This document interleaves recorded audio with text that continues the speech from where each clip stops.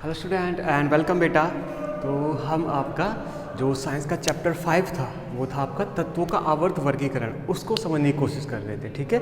और वो जो चैप्टर था हमको आपके जो आसपास में जो भी आप पदार्थ देखते हो, ठीक है, जो भी आप तत्व देखते हो उनको समझने में हमारी मदद कर रहा था। बेसिकली वो क्या कर रहा था, आपकी जो आसपास की प्रकृति है जिसमें हम सब रह रहे हैं, उस प्रकृति को लेके आपकी जो समझ उसको बढ़ाने का काम कर रहा है। आपकी पूरी की पूरी जो विज्ञान है ये उसको बढ़ाने का काम कर रही है, ठीक है। अच्छा, इसकी वजह से हमारा दैनिक जीवन है उसमें भी काफ़ी सारी चीज़ें भी आप देखे होंगे। जब हम आगे पढ़ेंगे रसायन विज्ञान आपके जो उसमें आएगी, पहले दूसरे 1 से लेकर 5 तक के जो भी आपके चैप्टर है उनमें आपकी जो डेली लाइफ है ना, आसपास क्या कुछ हो रहा है, ऐसा क्यों हो रहा है, ये सारी चीज़ें आएगी, ठीक है। तो वो चैप्टर इसलिए दिए गए हैं कि वो भी और आपकी पूरी साइंस इसलिए बनाई गई है कि आपकी जो प्रकृति है आसपास की उसको आप समझ सके कि वो कैसे काम करती है, जो हो रहा है वो ऐसा ही क्यों हो रहा है, ठीक है, इसको किसी दूसरे तरीके से क्यों नहीं हो सकता। सही है, ये सारी चीज़ों को जो जवाब है वो आपको साइंस के अंदर मिलता है, ठीक है। अच्छा, तो आज जो हम करेंगे वो है आपके जो चैप्टर के पीछे के क्वेश्चन जो होते हैं, ठीक है, बैक क्वेश्चन, उनको हम करेंगे। लेकिन उससे पहले एक स्टूडेंट का डाउट उसको देख लेते हैं। सिंपल सा क्वेश्चन है सर, संयोजकता क्या होती है? संयोजकता, देखो संयोजकता क्या होती है, किसी भी परमाणु के बाह्यतम कोश में उपस्थित इलेक्ट्रॉन की संख्या उसकी संयोजकता को बताती है। और वो कैसे बताती है, देखो जैसे मान लीजिए एक परमाणु है, परमाणु को केंद्र में क्या है, प्रोटॉन, प्रोटॉन को पी से दिखा दिया, और क्या होता है न्यूट्रॉन, न्यूट्रॉन को एन से दिखा दिया, ठीक है। ये तो है परमाणु के नाभिक में, इसके आसपास क्या होते हैं, कोश होते हैं। ये मान लो पहला कोश और ये मान लो दूसरा कोश, ठीक है। ये बीच में क्या है आपको बताया, नाभिक, ठीक है। अच्छा, मान लो पहले कोश में 2 इलेक्ट्रॉन है। अच्छा, मैंने आपको कोश का भी बताया था कि एक कोश में कितने इलेक्ट्रॉन आ सकते हैं, ठीक है। जो हम 10वीं में आपकी आधुनिक आवर्त सारणी पढ़ते हो तो उसमें थोड़ा सा चेंज कर दिया जाता है, और ये है फाइनल जो आपको बताया जाता है कि 2 8 8 18 18 32 32, ये जो आपको एक श्रृंखला दी गई ये असल में तत्वों के स्थायित्व को लेकर एक बनाई गई श्रृंखला है, ठीक है। इसका मतलब है कि पहले कोश में 2 इलेक्ट्रॉन आ सकते हैं, पहले कोश में 2 इलेक्ट्रॉन आ सकते हैं, ठीक है। और ये है दूसरा कोश, दूसरे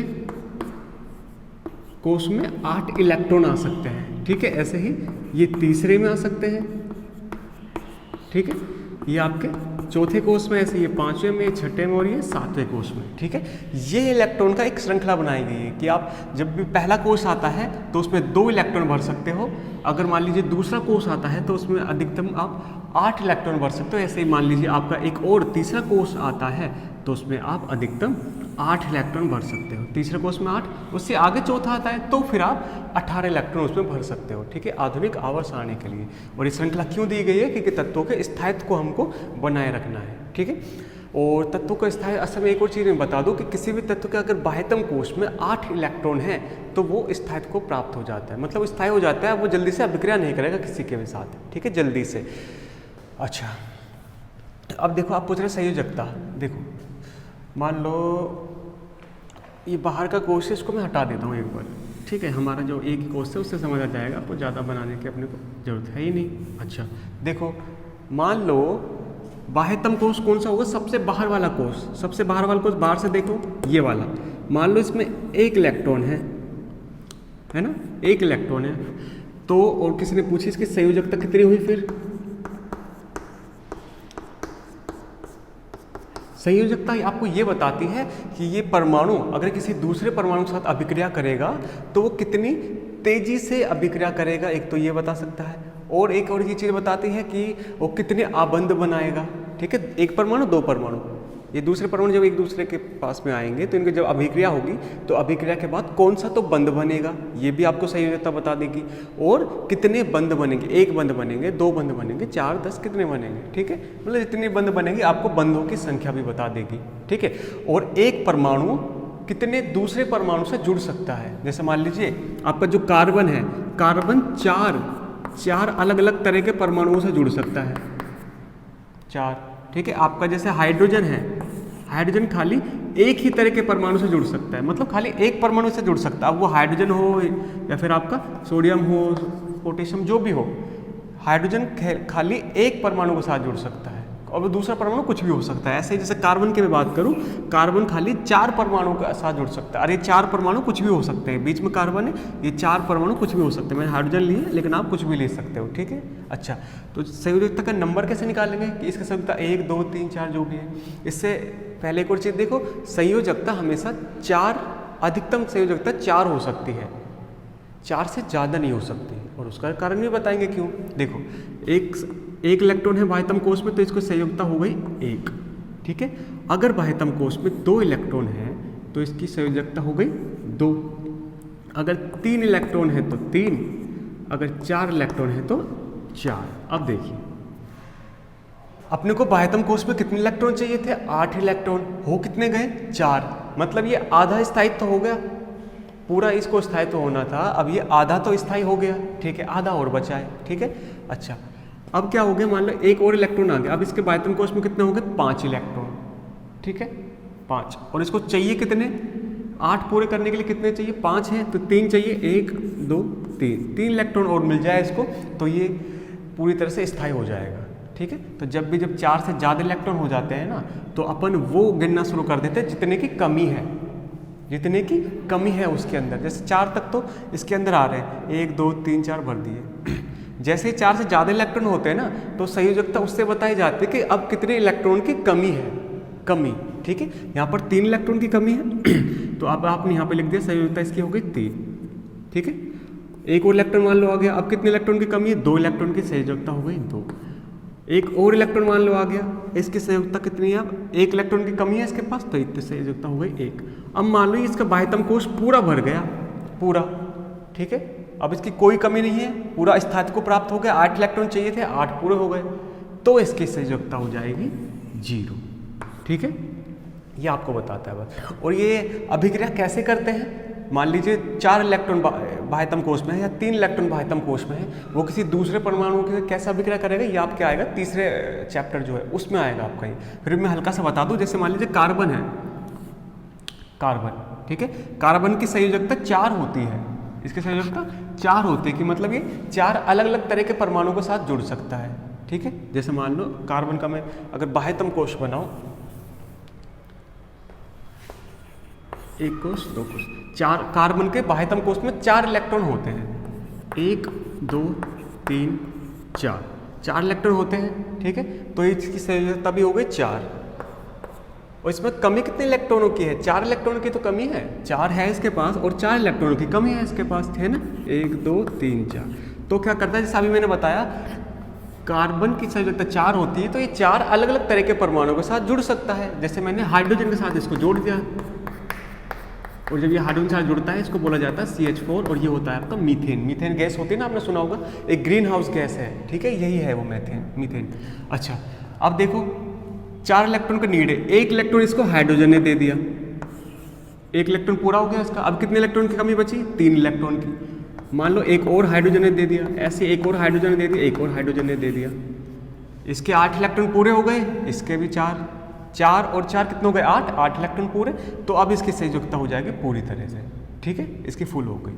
अब अगर इस कंडीशन में या फिर इस अवस्था में इसको कोई इलेक्ट्रॉन की जरूरत नहीं है, इसलिए अब ये अभिक्रिया नहीं करेगा, इसलिए CH4 आप सुनोगे, ठीक है। ऐसा नहीं होगा कि कभी भी CH5 आप सुनोगे या फिर CH5, ठीक है, क्योंकि भाई वो 4 इलेक्ट्रॉन के 4 अलग परमाणु के साथ जुड़ सकता है, 5 के साथ उसको जरूरत ही नहीं है, ठीक है। तो इस तरह से आपकी संयोजकता होती है, ये काम करती है, ठीक है। तो ये छोटा सा डाउट था, हालांकि ये पूरा टॉपिक आपके 9th क्लास जो थी उसमें भी आया था, पर कोई नहीं भाई, अगर डाउट है तो क्लियर करना तो बनता है, ठीक है। और बहुत सही बात है, आप ये डाउट वगैरह पूछ रहे हो, इसका मतलब कि आप पढ़ाई तो ये आपने स्टार्ट कर रखी है, ठीक है। फिर भी अगर और कोई डाउट आता है, चाहे 8वीं क्लास से, चाहे 7वीं क्लास, चाहे 9वीं क्लास, 10वीं, चाहे 11वीं 12वीं क्लास का कोई भी आपका डाउट हो, वो आप बता सकते हो, ठीक है, क्योंकि हमको भाई साइंस को समझना है, ना कि रटना है, ठीक है। आज जो हम करेंगे, आपके जो किताब के पीछे के क्वेश्चन उनको देख लेते हैं, ठीक है। मैं आपकी बुक है, और जैसे मैंने कल भी बताया था बेटा, अगर आपके पास बुक नहीं है तो आप मेरे को बता सकते हो, मैं आपको जो PDF बुक है पूरी की पूरी आपकी, वो मैं आपको सेंड कर दूंगा, ओके। देखो कुछ क्वेश्चन मैंने निकाले इसमें से, बाकी क्वेश्चन आप कर सकते हो।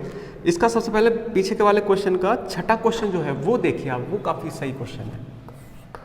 क्वेश्चन नंबर 6 आपके बुक का है ये, ठीक है। क्या बोल रखा है आपको, समूह दे रखे हैं, समूह 16 और समूह 17। आवर्त सारणी में टोटल समूह कितने होते हैं, 18, है ना।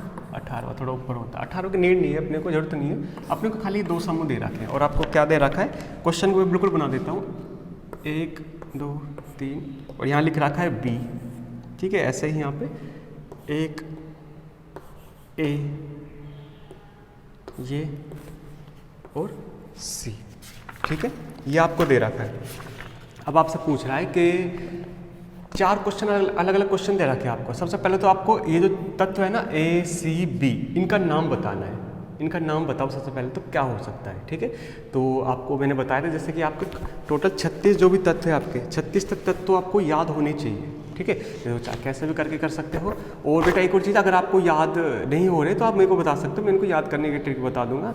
या फिर आप नॉर्मल यूट्यूब पर डालोगे ना कि how to remember periodic table या फिर learn to remember periodic table, इतना से डाल दोगे, या फिर हिंदी में बोल दो आधुनिक आवर्त सारणी कैसे याद करें, बस इतना भी डाल दोगे तो आपको काफ़ी सारे मेथड आ जाएंगे। क्योंकि इसको याद करने के एक तरीके नहीं है, 10 तरीके होते हैं इसको। अब 10 तरीके से हो सकता है कि मान लो मैंने 3 तरीके बताए, तो हो सकता है आपको कोई 5वें तरीके से समझ आए या फिर 7वें तरीके से समझ आए, ठीक है। ऐसे भी कर सकते हैं, मुझे बता सकते हो, मैं भी वो आपको बना करके दे दूँगा, ठीक है। अच्छा, सबसे पहले तो अपने को नाम इनके याद होने चाहिए। नाम क्या क्या हो सकते हैं आप देख के भी बना सकते हो। फिलहाल तो देखिए, समूह 17, समूह 17 में पहला तत्व आता है आपका फ्लोरीन, फिर आता है आपका क्लोरीन, ठीक है।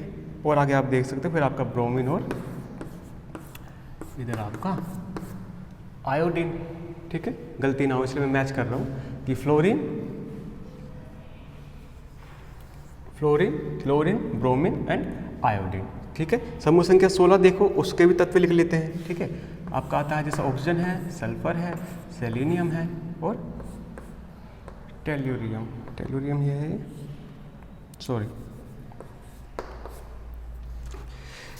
टेल्यूरियम, ठीक है। अच्छा, अब देखो हमने तत्व लिख लिए हैं, ठीक है। गलती ना हो इसलिए हमने क्रॉस चेक करके भी देख लिए हैं, ठीक है, बुक में से। और आपका ये हमने सही लिखेंगे। अच्छा, आपको ये तत्व दे रखे हैं। अब आपने नई चीज़ पूछ रहा है क्या, कि ध्यान रखना आपके पास ये 3 दे रखे थे क्वेश्चन में, एक ए सी और बी। सबसे पहले तो पूछ रहा है, पहला क्वेश्चन जो इसने दे रखा है मैं देख लेता हूँ। पहला क्वेश्चन पूछ रहा है ए धातु है या अधातु। आपको पता है आवर्त सारणी के बाईं तरफ धातु होती है और दाईं तरफ अधातु होते हैं। ये जो 16वां 17वां ये जो समूह आएंगे ये दाईं तरफ आते हैं, सीधे हाथ की तरफ, ठीक है। तो आपका जो ए यानी कि क्लोरीन जो है ये एक अधातु है, ठीक है। धातु तो आपके उल्टी तरफ आते हैं, बाईं साइड, ठीक है। अच्छा, एक और क्वेश्चन आपसे पूछा है कि ए की अपेक्षा सी अधिक क्रियाशील है या कम। ए की अपेक्षा सी अधिक क्रियाशील है या कम, बताओ। अब इसका कैसे पता लगा सकते हैं। सबसे पहली बात देखो, किसी समूह में ऊपर से नीचे आने पर नाभिकीय आवेश पर क्या प्रभाव पड़ता है, हमने आपको बताया था। किसी समूह में ऊपर से नीचे आने पर नाभिकीय आवेश कम होता जाता है। और इसका कारण क्या है, क्योंकि हर बार एक जब नया आवर्त आता है, ये पहला आवर्त दूसरा आवर्त, तीसरा, चौथा, पांचवा, ये हर बार एक आवर्त बढ़ने से एक एक कोश में वृद्धि हो जाती है। और जैसे एक कोश बढ़ता है तो नाभिक और इलेक्ट्रॉन के बीच की दूरी और बढ़ जाती है। और नाभिक और इलेक्ट्रॉन के बीच की दूरी बढ़ेगी तो इलेक्ट्रॉन को वो कम, जो नाभिक होगा वो इलेक्ट्रॉन को कम आकर्षण से खींच पाएगा, ठीक है, कम तेजी से खींच पाएगा, ठीक है। अच्छा, तो ऊपर से नीचे आने पर नाभिक का आवेश बढ़ रहा है, नीचे से ऊपर जाने पर नाभिक का आवेश, उल्टा बोल दिया क्या, मैं लिख देता हूँ इसको जब कंफ्यूजन नहीं होगा। ऊपर से नीचे जाने पर आपका नाभिकीय आवेश घटता है, ठीक है। और आपका वही नीचे से ऊपर जाने पर नाभिकीय आवेश बढ़ता है।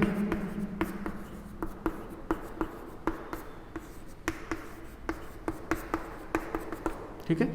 अब बताओ, किसी परमाणु के अंदर जितने नाभिकीय आवेश रहेगा ना, वो बाहर के जो इलेक्ट्रॉन है और दूसरे परमाणु को उतनी ही तेजी से अपनी तरफ खींच पाएगा, मतलब कि अभिक्रिया कर पाएगा। ठीक है, तो इसका नाभिकीय आवेश ज़्यादा है, इसका नाभिकीय आवेश कम है। ठीक है, क्योंकि ऊपर है ना, ऊपर वाले को तो नाभिकीय आवेश ज़्यादा होता है, नीचे वालों को कम होता है। तो जिसका जितना ज़्यादा नाभिकीय आवेश रहेगा वो उतना ही अधिक क्रियाशील रहेगा। ठीक है, तो क्लोरीन यहाँ पर सबसे अधिक क्रियाशील है। क्यों? क्योंकि इसका नाभिकीय आवेश सबसे ज़्यादा है। तो सबसे ज़्यादा क्रियाशील आएगा ये, क्रियाशील ये वाला आएगा आपको ए, क्लोरीन। ठीक है, अच्छा अगला क्वेश्चन पूछा है कि सी का साइज बी से बड़ा होगा या छोटा। सी का साइज बी से बड़ा होगा या छोटा, ये भी वही नाभिकीय आवेश पर निर्भर करता है। कैसे? आपको पता है बाएं से दाएं जाने पर नाभिकीय आवेश बढ़ता है। ठीक है, बाएं से दाएं जाने पर नाभिकीय आवेश बढ़ता है, और जब नाभिकीय आवेश बढ़ेगा तो नाभिक बाह्यतम कोश के जो इलेक्ट्रॉन है उनको और तेज अपनी तरफ खींच पाएगा। जैसे मान लो टेल्यूरियम है, ठीक है, टेल्यूरियम पहले नाभिक मान लो जो यहाँ पर था, ये नाभिक है और ये बाह्यतम कोश का इलेक्ट्रॉन है, इसको अपनी तरफ खींच रहे थे, इतनी दूरी थी। अब क्या हुआ, जैसे ही आयोडीन आया, अगला तत्व सी, आयोडीन आया तो नाभिकीय आवेश और बढ़ गया, तो इसको बाह्यतम कोश जो इलेक्ट्रॉन पहले यहाँ थे ना, अब वो यहाँ आ गए। ठीक है, तो अब बताओ, पहले इलेक्ट्रॉन यहाँ था, अब यहाँ आ गया, तो साइज जो रहेगा परमाणु का बढ़ेगा घटेगा? घटेगा। ठीक है, जैसे बता रहा हूँ मैं, पहले मान लो बाह्यतम कोश का इलेक्ट्रॉन जो था ये यहाँ पर था, अब वो नाभिकीय आवेश बढ़ने से वो इलेक्ट्रॉन थोड़ा और पास आ गया है इसके कंपैरिजन, इसके मुकाबले। ठीक है, तो आपका अधिक ज़्यादा साइज तो इसका रहेगा और कम साइज इसका रहेगा। आपसे पूछा है साइज सी के बारे में, सी का साइज कम रहेगा, साइज कम होगा। साइज कौन सा? परमाणु का आकार। ठीक है, अच्छा एक और क्वेश्चन पूछा है कि तत्व ए किस प्रकार के आयन धनायन या ऋणायन बनाएगा। अब देखो, ये चीज़ शायद आपको उसमें बताई थी, नहीं बताई थी, फिर भी दोबारा देख लो इस चीज़ को। अरे ये मिटा दिया मैंने, कौन सा पूछा था आपसे? ए, ये तो यहाँ पर था। ठीक है, चलो लिख देता हूँ, ए यहाँ पे आपका क्लोरीन की बात हो रही थी। ठीक है, अच्छा अब पूछ रहा है आपसे क्लोरीन कौन से आयन बनाएगा। इससे पहले समझ लो आयन क्या होते हैं। देखो मान लीजिए कोई ए नाम का कोई तत्व है, ए नाम का तत्व। ठीक है, अच्छा क्या होता है, अगर मान लो ये तत्व कहीं से एक इलेक्ट्रॉन ले लेता है, तब तो ये बना देता है ऋणायन, तब तो ये बना देता है ऋणायन। और ऋणायन लिखने का क्या, ए के ऊपर -1, ये लिख दो। या फिर अगर एक इलेक्ट्रॉन ले रहा है तो ए माइनस भी लिख सकते हो आप खाली। ठीक है, अच्छा अगर मान लो कोई भी तत्व किसी दूसरे परमाणु से 2 इलेक्ट्रॉन ले लेता है, 2 इलेक्ट्रॉन ले लेता है, तो भी वो ऋणायन बनाएगा। और तब क्या होगा, जैसे मान लो आपने 1 इलेक्ट्रॉन लिया तो -1, और 2 इलेक्ट्रॉन ले रहा है तो -2, 3 इलेक्ट्रॉन ले रहा है तो -3। मतलब अगर कोई तत्व किसी दूसरे परमाणु से इलेक्ट्रॉन लेता है तो वो है एक ऋणायन का निर्माण कर लेता है, ऋणायन का। लेकिन जब कोई तत्व अपने एक इलेक्ट्रॉन को त्याग कर देता है, मतलब छोड़ देता है एक इलेक्ट्रॉन को, तो वो बन जाता है एक धनायन। क्या बन जाता है भाई? वो बन जाता है एक धनायन। उसके ऊपर आता है A+। एक इलेक्ट्रॉन का त्याग क्या है तो A+। अगर 2 इलेक्ट्रॉन का त्याग करता है तो A+2। 3 इलेक्ट्रॉन का त्याग करता है तो आ जाता है A+3। प्लस आ गया तो बोलते हैं इसको धनायन, माइनस आ गया तो इसको बोलते हैं ऋणायन। दोबारा सुन लो, जब भी कोई तत्व किसी दूसरे परमाणु से इलेक्ट्रॉन को ग्रहण करता है तो वो ऋणायन का निर्माण करता है। जब भी कोई तत्व या फिर जब भी कोई तत्व अपने इलेक्ट्रॉन का त्याग कर देता है तो वो एक धनायन का निर्माण करता है, धनायन। ठीक है, इसको बोलते हैं ऋणायन, इसको धनायन। और ये दोनों को ही बोला जाता है आयन। आयन मतलब जिसके ऊपर कुछ आवेश आ जाए, आवेश। ठीक है, आवेश पढ़ा है ना आपने, धनावेश, ऋणावेश। ठीक है, जब भी किसी परमाणु के ऊपर, किसी तत्व के ऊपर कोई आवेश आ जाए। अब जैसे इसके ऊपर पहले ए था, ये कोई आवेश नहीं था, अब क्या हो गया A-3, मतलब इसके ऊपर आवेश आ गया, माइनस आ गया ना, तो ये एक आयन बन गया। ऐसे ही A+3, पहले तो क्या था ये A, अब ये बन गया A+2 या +3, प्लस आ गया +2, मतलब कि धनायन बन गया, यानी कि एक आयन। ठीक है, धनायन होता क्या है, धन प्लस आयन। ठीक है, धन मतलब प्लस, वो प्लस, और आपका आयन मतलब आयन, ठीक है। तो आपका धनायन और ऋणायन ये होता है। अब आपसे पूछा है, वापस इधर आ जाओ कि क्लोरीन क्या बनाएगा, धनायन के ऋणायन, ठीक है। एक और चीज़ मैं बता दूं, क्लोरीन के बाह्यतम कोष में खाली एक इलेक्ट्रॉन की कमी रहती है, खाली एक इलेक्ट्रॉन की। अब मेरे को बताओ, जैसे मान लिया परमाणु है, मैं सीधा बाह्यतम कोष बना रहा हूँ इसका, इसके बाह्यतम कोष में 7 इलेक्ट्रॉन होते हैं, 1 2 3 4 5 6 7, एक इलेक्ट्रॉन की इसको कमी रहती है। तो क्या करेगा, ये जो क्लोरीन है आपका, क्लोरीन ये क्या करेगा, एक इलेक्ट्रॉन किसी दूसरे परमाणु से ले लेगा, है ना, और अपना कोष ये जो अष्टक रहेगा उसका पूरा कर लेगा। अष्टक मतलब बाह्यतम कोष में 8 इलेक्ट्रॉन का हो जाना, ठीक है। अब क्लोरीन ने जैसे एक इलेक्ट्रॉन लिया, तो इलेक्ट्रॉन जैसे कोई ग्रहण करेगा तो क्या बन जाएगा वहाँ पर, ऋणायन, ठीक है। तो ये जो क्लोरीन रहेगा ये एक ऋणायन का निर्माण करता है, ठीक है। तो ये था आपका पूरा का पूरा क्वेश्चन, ठीक है। एक दो और क्वेश्चन ले लेते हैं, फिर इस वीडियो खत्म करते हैं, काफ़ी बड़ी वीडियो हो रही है धीरे धीरे, ठीक है। अच्छा, मेरे हिसाब से ये चीज़ समझ आ गई होगी आपको, सिंपल सी चीज़ है ना, बस थोड़ा सा आपको ध्यान देना है इसमें, ठीक है। जैसे कि आपसे पूछा है कि तत्वों के इलेक्ट्रॉनिक विन्यास आवर्त सारणी तत्व से क्या संबंध होता है। एक क्वेश्चन पूछा है कि तत्वों के इलेक्ट्रॉनिक विन्यास का आधुनिक आवर्त सारणी के तत्वों से क्या संबंध होता है। तत्वों के इलेक्ट्रॉनिक विन्यास और आधुनिक आवर्त सारणी के तत्वों की जो स्थिति है, तत्वों के जो इलेक्ट्रॉनिक विन्यास है आपको ये बताता है कि कोई भी तत्व आवर्त सारणी में कहाँ पर तो स्थित है, कौन से समूह में आता है, कौन से आवर्त में आता है, इन दोनों की संख्या बता देता है कि भाई आवर्त संख्या ये है, समूह संख्या ये है। साथ में ही आपको उसके कुछ गुणधर्म भी बता देता है, कुछ गुणधर्म, जैसे बाह्यतम कोष में कितने इलेक्ट्रॉन है, 2 इलेक्ट्रॉन रहेंगे, अच्छा तो आप बता सकते हो कि इसकी संयोजकता भी 2 रहेगी, ठीक है। तो ये एक गुणधर्म हो गया। इसी तरह से आपको ये इलेक्ट्रॉनिक विन्यास के बारे में बता देता है, ठीक है। अच्छा, एक और क्वेश्चन है इसमें, देख लीजिए, नाइट्रोजन फास्फोरस,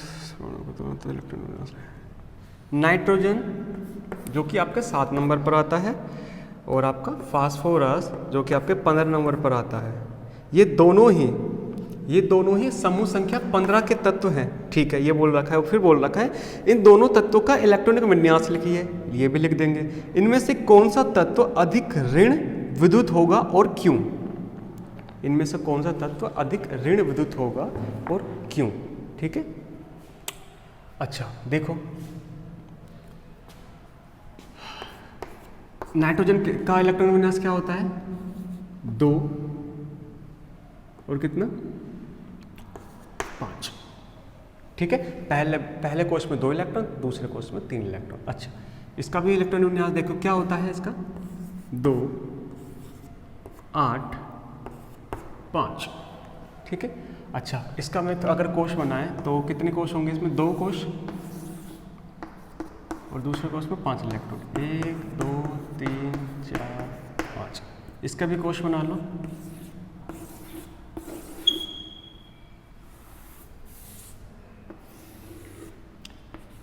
दो इलेक्ट्रॉन, इसमें 8 इलेक्ट्रॉन, इसमें 5 इलेक्ट्रॉन, 1 2 3 4 5, 1 2 3 4 5। अच्छा, अब इसमें से पूछा है इनमें से कौन सा तत्व अधिक ऋण विद्युत होगा और क्यों। मतलब इनमें से जो ऋणायन बनाएगा ना, ऋणायन या फिर धनायन जो भी बनाएगा, वो उसका प्रभाव किसका ज़्यादा रहेगा, किसका कम रहेगा, ऋण विद्युत।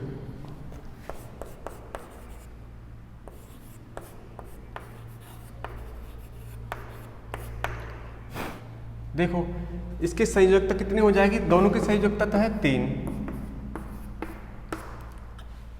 अच्छा, एक सेकंड रुको, हाँ जी देखिए, तो हम ये क्वेश्चन आपका कौन सा था, क्वेश्चन नंबर जो भी था, ठीक है, 7वां था जो भी क्वेश्चन था, उसमें आपको ये पूछ रहा था कि नाइट्रोजन के इलेक्ट्रॉनिक विन्यास इतना है और फास्फोरस के इलेक्ट्रॉनिक विन्यास इतना है, ठीक है। और आपसे पूछा था इनमें से कौन सा ऋण विद्युत है, ठीक है। अच्छा, ऋण विद्युत कैसा बताएंगे, अच्छा ये मैं एक और चीज़ बता दूं कि जो ऋण विद्युत है, आपको एक चीज़ पढ़ाई थी ना, विद्युत ऋणात्मकता, विद्युत ऋणात्मकता। और ये क्या बताई थी आपको, किसी एक परमाणु द्वारा किसी दूसरे परमाणु के इलेक्ट्रॉनों को अपने कोष में आकर्षित कर लेना, ठीक है, या फिर किसी एक परमाणु द्वारा किसी दूसरे परमाणु के इलेक्ट्रॉनों को अपनी तरफ आकर्षित करके बंद बना लेना। ठीक है, ये आपको बताया था विद्युत ऋणात्मकता। मतलब कुल मिला के बात ये, एक परमाणु दूसरे तत्व के परमाणु के इलेक्ट्रॉन को खींच पाता है कितनी तेजी से और कितनी कमजोरी से, बस ये है। ठीक है, विद्युत ऋणात्मकता, इसी को बोला गया है ऋण विद्युत। अच्छा, तो ये देखो कोई भी तत्व इलेक्ट्रॉन को किसकी वजह से खींच पाता है? नाभिक की वजह से। क्यों? क्योंकि नाभिक के अंदर धनायन होता है और इलेक्ट्रॉन होते हैं ऋणायन। अच्छा, अब ये बताओ कि इनमें से कौन तेजी से खींच पाएगा? जो जितनी ज़्यादा नाभिक के पास रहेगा वो इलेक्ट्रॉन को इतनी तेजी से खींच पाएगा। जिसके नाभिक और इलेक्ट्रॉन के बीच में ज़्यादा दूरी रहेगी वो तो नहीं खींच पाएगा ना। अब आप देखो, इसके नाभिक और बाह्यतम कोश में इलेक्ट्रॉन की दूरी इतनी है और इसके नाभिक और बाह्यतम कोश में इलेक्ट्रॉन की दूरी इतनी है, तो बताओ इनमें से दूरी कम किस में है? इसमें है या फिर इसमें है? सीधी सी बात है, दूरी कम इसमें है। तो इसमें जो इलेक्ट्रॉन आएंगे उसके ऊपर अधिक नाभिकीय आवेश लगेगा और अधिक नाभिकीय आवेश लगने की वजह से ये जो नाभिक है किसी दूसरे परमाणु के इलेक्ट्रॉन को और तेजी से अपनी तरफ खींच पाएगा। ठीक है, और तेजी से। तो मतलब नाइट्रोजन और फास्फोरस में से अधिक विद्युत ऋणात्मक या फिर ऋण विद्युत कौन हुआ? आपका नाइट्रोजन। ठीक है, एक और चीज़ मैं बता दूं, ये जो विद्युत ऋणात्मकता की बात करते हैं हम, किसी एक परमाणु द्वारा किसी दूसरे परमाणु के इलेक्ट्रॉन को आकर्षित करके जो वो बंध बनाता है वो होते हैं आपके सहसंयोजक बंध। आपके चैप्टर आएगा उसमें पढ़ेंगे, सहसंयोजक बंध बना लेता है और ये एक दूसरे से अभिक्रिया कर लेते हैं। ठीक है, अच्छा, इसके अलावा देखो बेटे जो भी क्वेश्चन है वो ऐसे ही है नॉर्मल से, जैसे कि आपको बताए थे कि किसी तत्व के इलेक्ट्रॉन का विन्यास दे दिया कि 2 8 2 2 8 7 2 8 5, तो इसका नाम बताओ, इसका समूह बताओ। ये हमने जैसे कल बता दी था आपको। ठीक है, एक और तत्व दे रहा है, एक और क्वेश्चन दे रखा है आपको। क्वेश्चन नंबर 2 आपको बोल रखा है कोई X नाम का तत्व है और वो HCl2 नाम का एक यौगिक बनाता है। ठीक है, यौगिक बनाते हैं, क्लोराइड जो भी बोल सकते हो, ये बनाता है। क्लोरीन आ रहा है, क्लोरीन आ रहा है इसलिए उसको क्लोराइड बोला है। वैसे इसको पूरा अगर एक कॉमन नाम देना चाहे तो वो यौगिक रहेगा। ठीक है, यौगिक किससे बना होता है? 2 तत्वों के मिलने से बना होता है, 2 या 2 से अधिक तत्वों के मिलने से। ठीक है, अच्छा, पूछ रहा है आपसे एक तत्व है XCl2, X नाम का कोई तत्व है, उसने XCl2 नाम का एक क्लोराइड बनाया है जो एक ठोस है तथा जिसका गलनांक अधिक है। ठीक है, आवर्त सारणी में यह तत्व संभवतः किस समूह के अंतर्गत होगा? देखो, आपको 9th क्लास में एक और चीज़ पढ़ी थी आपने, संयोजकता। ठीक है, और आपको जो तीसरा चैप्टर था उसमें आपको ये भी बताया गया था कि जब रासायनिक अभिक्रिया होती है तो रासायनिक अभिक्रिया के बाद क्या बनता है। ठीक है, जैसे मान लो ये X वाला जो तत्व, इसकी बात हो रही है। अब इस X वाले तत्व ने क्लोरीन के 2, ठीक है, तो ये था आपका कि एक कोई तत्व है X नाम का और ये रासायनिक अभिक्रिया करके एक यौगिक बनाता है जो कि है XCl2। ठीक है, तो यहाँ पर मेन जो कहानी है वो है संयोजकता की बात, कि आपको जैसे आपका जो 9th क्लास थी ना उसमें आपका एक तीसरा चैप्टर आया था, उसमें आपको यही बताया गया था कि कोई भी तत्व रासायनिक अभिक्रिया करके कौन सा तत्व बनाएगा। जैसे मान लो 2 परमाणु अभिक्रिया कर रहे हैं तो इनके मिलने से क्या बनेगा और कैसे कैसे बनेगा। ठीक है, अब देखो ये XCl2 यहाँ पर ये दिखा रहा है कि X कोई तत्व है, इसके साथ क्लोरीन के 2 परमाणु जुड़े हुए हैं। ठीक है, जैसे आपको कार्बन का बताया था ना, कार्बन के साथ 4 परमाणु जुड़ सकते हैं। क्यों? क्योंकि कार्बन की संयोजकता 4 होती है, जितनी संयोजकता होती है उतने ही परमाणु से और जुड़ जाते हैं। कार्बन की संयोजकता 4 है इसलिए इससे 4 परमाणु जुड़ गए। X नाम का कोई तत्व है, इसके साथ 2 परमाणु जुड़े हुए हैं, मतलब इसकी संयोजकता 2 है। ठीक है, इसलिए तो आपका बना ये XCl2। अब आपसे पूछ रहा है कि मुझे इसका नाम बताओ, और नाम में आपको 2-4 वो दे रखे ऑप्शन, छांटो थोड़ा सा, कहाँ लिखे इनको, इधर लिख देते हैं। सोडियम दे रखा है, मैग्नीशियम दे रखा है, एल्यूमिनियम और सिलिकॉन। सोडियम इसकी संयोजकता +1 नहीं हो सकती, एल्यूमिनियम +3 नहीं हो सकती, सिलिकॉन ये भी नहीं हो सकती। ठीक है, इसकी 4 होती है। तो बचा क्या? मैग्नीशियम, और मैग्नीशियम आपके समूह संख्या 2 का तत्व है, आपको पता हो तो। ये बेरिलियम के नीचे आता है ना, बेरिलियम, मैग्नीशियम, कैल्शियम।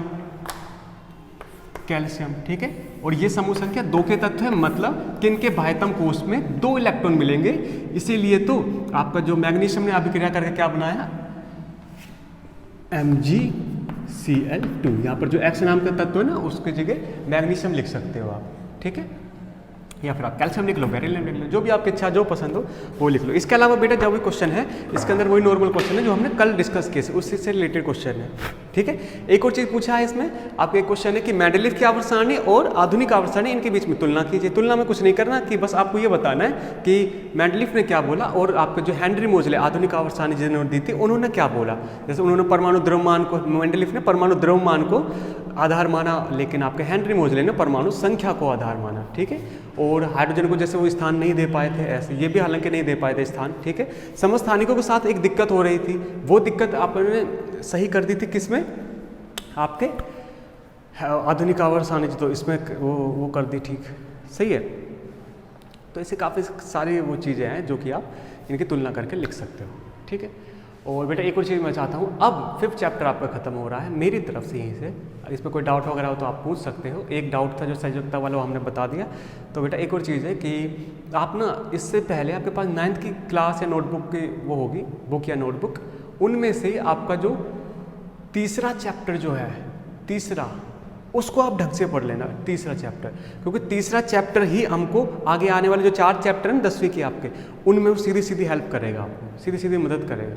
जैसे कि आपको संयोजकता के बारे में बताया था, तत्वों का नाम कैसे लिखते हैं वो बताया था, कोई तत्व अभिक्रिया करेगा तो क्या बनेगा ये आपको बताया था। ये सारी चीज़ें आपके तीसरा जो वो है चैप्टर उसमें दी गई है, ठीक है। तो मैं चाहता हूँ कि इनको इससे पहले आप तीसरा चैप्टर को ढंग से पढ़ लेना, ठीक है। उसके बाद हम कल शुरू करेंगे आपका पहला अध्याय, ठीक है। फिर भी कोई डाउट वगैरह है किसी सज्जन को तो बता सकता है, ठीक है। तब तक के लिए फिर मज़े करो, ठीक है। Thank you.